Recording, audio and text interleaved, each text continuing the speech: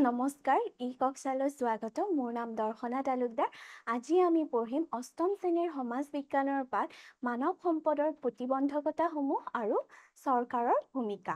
এই পাঠটিৰ প্ৰথম অংশ আগতেই আমি পঢ়িলোঁ। এই পাঠটিৰ দ্বিতীয় অংশ আজি আমি আলোচনা কৰিম। এই পাঠটিৰ দ্বিতীয় অংশত চৰকাৰৰ ভূমিকাসমূহনো কেনেধৰণৰ হয় সেই বিষয়ে আলোচনা কৰিম। বোলাচোন ছাত্ৰ ছাত্ৰীসকল, পাঠটি আৰম্ভ কৰোঁ। ছাত্ৰ-ছাত্ৰীসকল, তোমালোকে নিশ্চয় হয়তো জানা যে এখন দেশৰ মানৱ সম্পদৰ উন্নয়নৰ লগত দেশখনৰ উন্নয়ন জড়িত হৈ থাকে। যদি মানৱ সম্পদৰ উন্নয়ন হয় তেতিয়াহ'লে দেশখনৰো সামগ্ৰিকভাৱে উন্নয়ন হয়। সেয়েহে এখন দেশৰ মানৱ সম্পদৰ উন্নয়নৰ বাবে চৰকাৰ দায়বদ্ধ হোৱা দেখা যায়। মানৱ সম্পদ বৃদ্ধিৰ ক্ষেত্ৰত চৰকাৰে গুৰুত্বপূৰ্ণ ভূমিকা পালন কৰে। চৰকাৰী প্ৰকল্প আঁচনিসমূহ মানৱ সম্পদৰ উন্নয়নক আগুৱাই লৈ যায়। চৰকাৰী প্ৰকল্প আঁচনিসমূহে মানৱ সম্পদৰ উন্নয়নক আগুৱাই লৈ যায়। আৰু চৰকাৰী এই আঁচনি প্ৰকল্পসমূহ মানৱ সম্পদৰ উন্নয়নৰ কাৰণে কৰা দেখা যায়। কোন কোন দিশত চৰকাৰে সঠিক কৰ্মসূচী গ্ৰহণ কৰিলে মানৱ সম্পদৰ গতি খৰতকীয়া হ'ব সেই বিষয়ে আমি আলোচনা কৰোঁ আহা। প্ৰথম ক্ষেত্ৰ হৈছে শিক্ষা ক্ষেত্ৰ। শিক্ষাৰ অধিকাৰ হৈছে সংবিধানে প্ৰদান কৰা এক মৌলিক অধিকাৰ। শিক্ষাৰ অধিকাৰ আমাক সংবিধানে প্ৰদান কৰিছে আৰু শিক্ষাৰ অধিকাৰক আমি মৌলিক অধিকাৰ বুলি ধৰোঁ। শিক্ষা অবিহনে মানৱ সম্পদৰ বিকাশ সম্ভৱপৰ নহয় আৰু শিক্ষাৰ অবিহনে মানৱ সম্পদৰ বিকাশ সম্ভৱপৰ নহয়। শিক্ষাই মানৱ সম্পদ উন্নয়নত যথেষ্ট গুৰুত্বপূৰ্ণ ভূমিকা পালন কৰে। সঠিক শৈক্ষিক অন্তৰ্গাঁথনিৰ ব্যৱস্থা কৰাটো চৰকাৰৰ কৰ্তব্য। সঠিক শৈক্ষিক আন্তঃগাঁথনিৰ ব্যৱস্থা কৰাটো প্ৰতিখন দেশৰে চৰকাৰৰ কৰ্তব্য। চৰকাৰে শিক্ষা ব্যৱস্থা আধুনিক কৰা বা শিক্ষা ব্যৱস্থা উন্নত কৰাৰ ক্ষেত্ৰত যথেষ্ট গুৰুত্ব প্ৰদান কৰে। শিক্ষা খণ্ডত চৰকাৰে লোৱা পদক্ষেপসমূহ: সবল শৈক্ষিক পৰিকাঠামো গঢ়ি তোলাৰ উদ্দেশ্যে নতুন নতুন বিদ্যালয়, কলেজ, বিশ্ববিদ্যালয়, কাৰিকৰী প্ৰতিষ্ঠান আদি স্থাপন কৰিছে।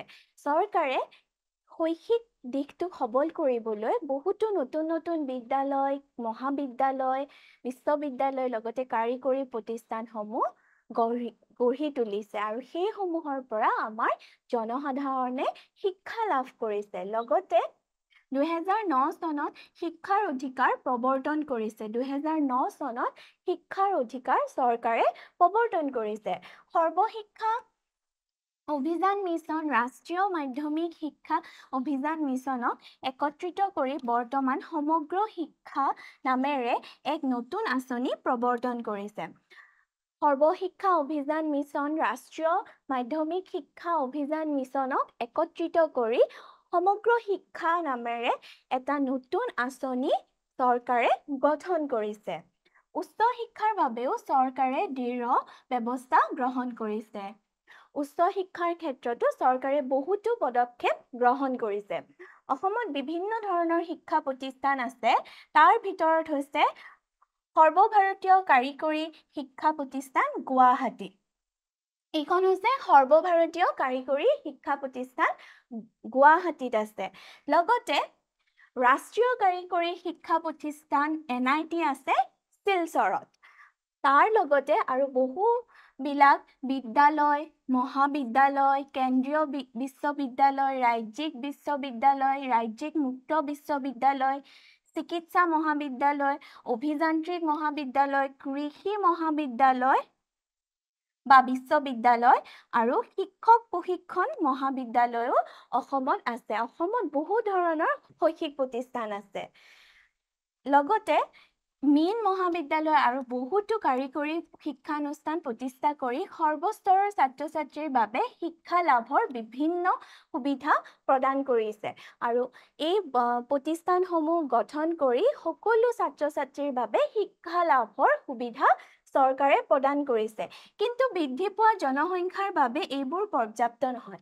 কিন্তু আমাৰ যিহেতু দেশত জনসংখ্যা বৃদ্ধি হৈ গৈ আছে, এই বিদ্যালয় বা শৈক্ষিক প্ৰতিষ্ঠানসমূহ পৰ্যাপ্ত নহয় বুলি কোৱা হৈছে গতিকে আগন্তুক দিনত চৰকাৰে আৰু অধিক শিক্ষা প্ৰতিষ্ঠান গঢ়ি তুলিব লাগিব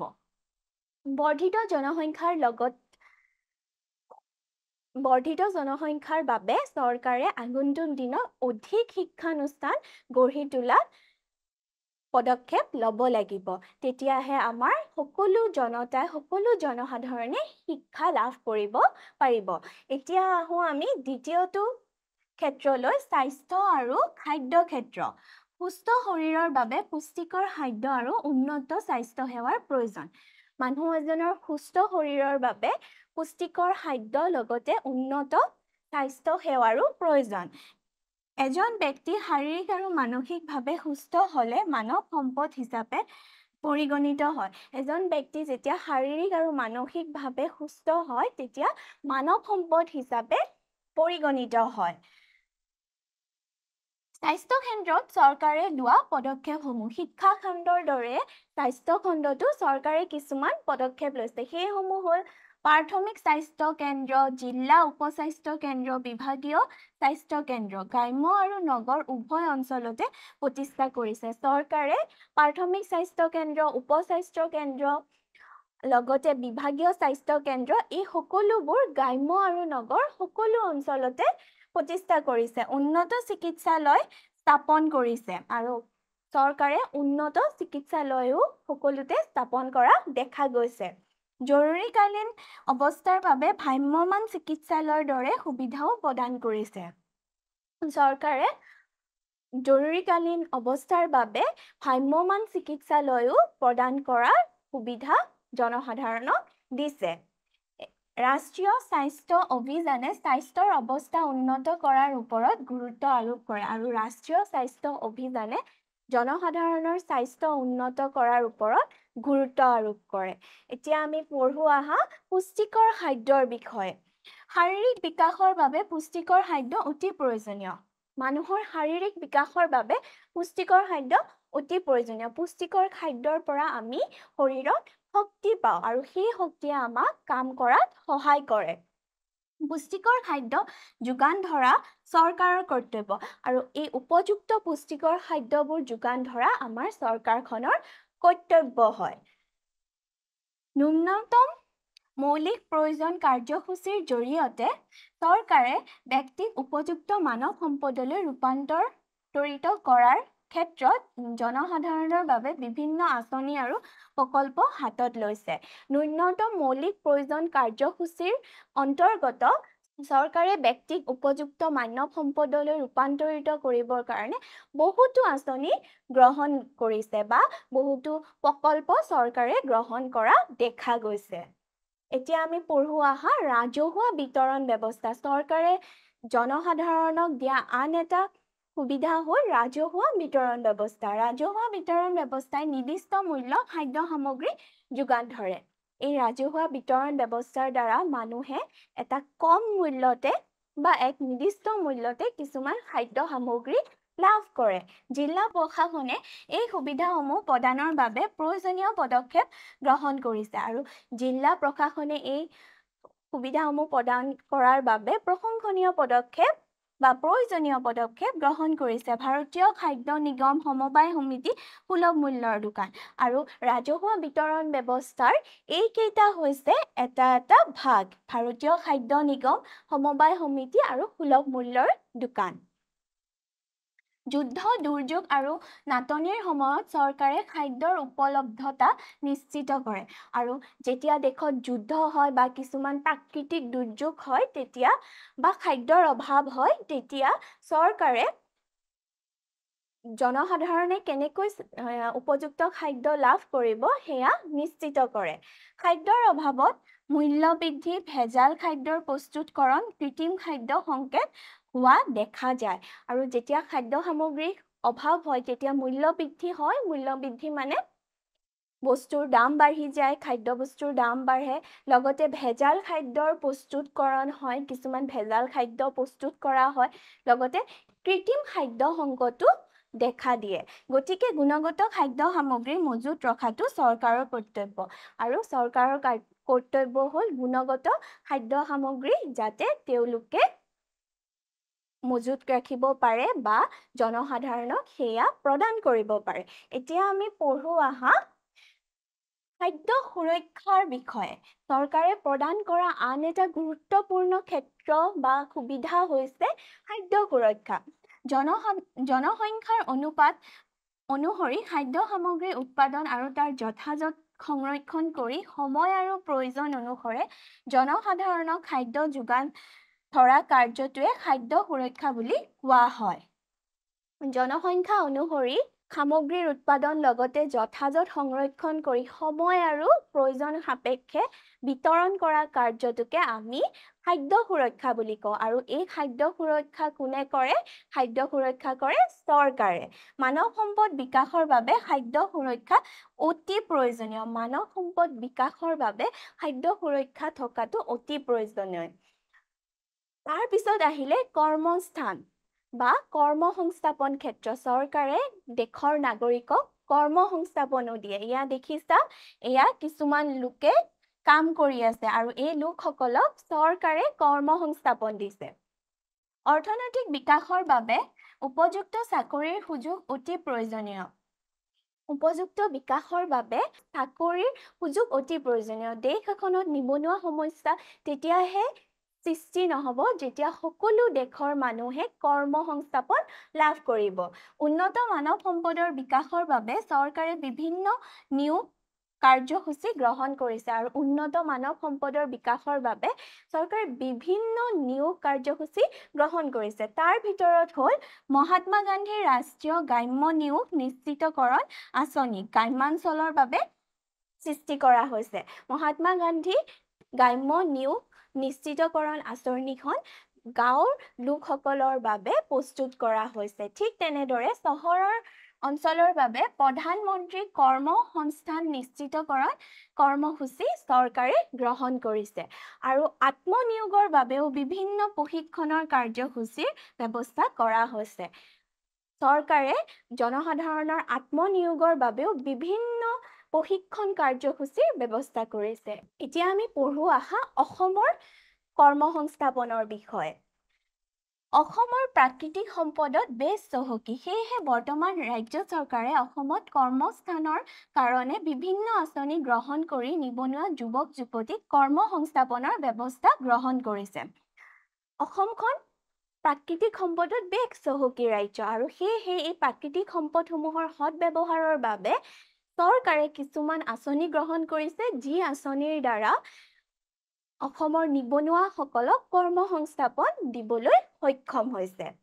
যদি চৰকাৰে গ্ৰাম্য অঞ্চলত উদ্যোগ স্থাপন কৰি এই সম্পদসমূহৰ ব্যৱহাৰ কৰাত মনোনিৱেশ কৰে, তেন্তে নিয়োগৰ সুযোগ বৃদ্ধি পাব। যদি য'ত প্ৰাকৃতিক সম্পদ আছে, গাঁৱত বা চহৰত যি ঠাইতে নাথাকক কিয়, সেই ঠাইত যদি চৰকাৰে উদ্যোগ স্থাপন কৰি এই প্ৰাকৃতিক সম্পদসমূহৰ সৎব্যৱহাৰ কৰি নিয়োগৰ ব্যৱস্থা কৰে, তেতিয়া আমাৰ অসমখনৰ উন্নতি সাধন হ'ব। এতিয়া এইখন মেপ দেখিছা, এইখন মেপত এইখন হৈছে অসম আৰু এইখন হৈছে ভাৰতৰ মেপ আৰু এইখন হৈছে অসমৰ মেপ। আৰু অসমখন ভাৰতৰ ক'ত আছে? উত্তৰ পূবত আছে। এতিয়া চৰকাৰে প্ৰদান কৰা অন্যান্য পৰিষেৱাসমূহ। আন কিছুমান সেৱা আছে যিয়ে মানৱ সম্পদ উন্নয়নত অৰিহণা যোগায়। চৰকাৰে কৰ্মশালাৰ আয়োজন কৰি বিভিন্ন সুযোগ প্ৰদান কৰে। বিভিন্ন চৰকাৰী বিভাগ, বেচৰকাৰী সংস্থা, আত্মসহায়ক গোট, চৰকাৰে অন্যান্য সেৱাৰ যোগেদিও মানৱ সম্পদ উন্নয়নত অৰিহণা যোগায়। চৰকাৰে কৰ্মশালাৰ আয়োজন কৰি বিভিন্ন চৰকাৰী বিভাগ, বেচৰকাৰী সংস্থা আৰু আত্মসহায়ক গোট প্ৰস্তুত কৰে। চৰকাৰে বিভিন্ন বিত্তীয় সংস্থাৰ জৰিয়তে ৰাজ সাহায্যৰ সৈতে ঋণ প্ৰদান কৰে আৰু প্ৰয়োজনীয় সামগ্ৰী বিতৰণ কৰে, যেনে rickshaw, tractor, power tiller, auto rickshaw, চিলাই মেচিন, যান-বাহন আদি। চৰকাৰে বিত্তীয় সংস্থাৰ জৰিয়তে ৰাজ সাহায্যৰ দ্বাৰা ব্যক্তিক ঋণ প্ৰদান কৰে আৰু সেই ব্যক্তিক ঋণৰ প্ৰদান কৰি তেওঁলোকৰ যি প্ৰয়োজনীয় সামগ্ৰী সেইবোৰ কিনাত সহায় কৰে। আৰু এই প্ৰয়োজনীয় সামগ্ৰীসমূহৰ ভিতৰত হৈছে rickshaw, tractor, power tiller, auto rickshaw, machine, চিলাই মেচিন আৰু যান-বাহন।